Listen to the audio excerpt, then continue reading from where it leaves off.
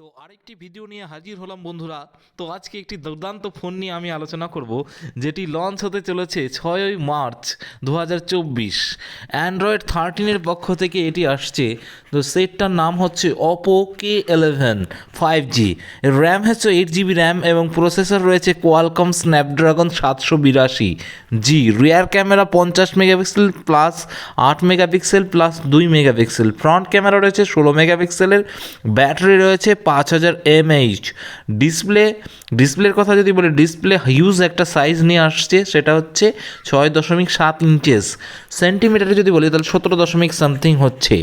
তো general launch date যেটা আছে সেটা হচ্ছে 6 মার্চ বললাম 2024। Operating system android V13, custom UI colours OS. আর সিপিইউ যদি বলি অক্টাকর সিপিইউ রয়েছে। ডিসপ্লে হচ্ছে অ্যামোলেড ডিসপ্লে 6.7 ইঞ্চেস বললাম। আর রেজুলেশন হচ্ছে 1080x2412 পিক্সেল। অ্যাসপেক্ট রেশিও যদি বলা যায় তাহলে 20:9। Pixel density 394 PPI. Screen to body ratio যেটা রয়েছে সেটা হচ্ছে 88.23%। আর screen rotation corning gorilla glass protection আর কি, স্ক্রিন প্রোটেকশনের কথা বলছিলাম, কামিং গরিলা গ্লাস V5 আর bezelless glass with 5 hole display.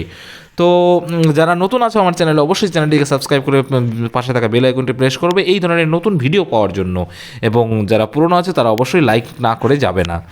তো আমি এই ধরনের ভিডিও আপলোড করে থাকি আমার এই চ্যানেলে। তো ডিজাইন যদি বলি, হাইট হচ্ছে 162.7 mm, আর চওড়া হচ্ছে 75.5 mm, থিকনেস হচ্ছে 8.2 mm। আর প্রাইমারি ক্যামেরা তো বললাম 50 মেগাপিক্সেল প্রাইমারি ক্যামেরা, আর f/1.8 ওয়াইড অ্যাঙ্গেল সহ। আর secondary 8 megapixel f/2.2 ultra wide angle. আর টার্সিয়ারি 2 মেগাপিক্সেল f/2.4 ম্যাক্রো, যেটাকে ম্যাক্রো লেন্স বলা হয় টার্সিয়ারি। সেন্সর রয়েছে IMX890।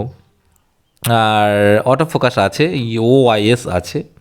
ফ্ল্যাশ অবশ্যই আছে, এলইডি ফ্ল্যাশ। আর ইমেজ রেজলিউশন হচ্ছে 8150x6150 পিক্সেলস, অনেক দারুণ। আর ভিডিও রেজলিউশন যদি বলি ওটা 3842 × 4000। তো ফ্রন্ট ক্যামেরা যদি বলি, ক্যামেরার সেট আপ সিঙ্গেল। আর প্রাইমারি ক্যামেরা 16 মেগাপিক্সেলের, আর f/2.4 ওয়াইড অ্যাঙ্গেল সহ। আর ক্যামেরা ফিচার্স ফিক্সড ফোকাস আর কি। ভিডিও রেকর্ডিং হচ্ছে 1920x1880। তো ধন্যবাদ, আজকে এই পর্যন্তই। পরবর্তী ভিডিওতে অপেক্ষা।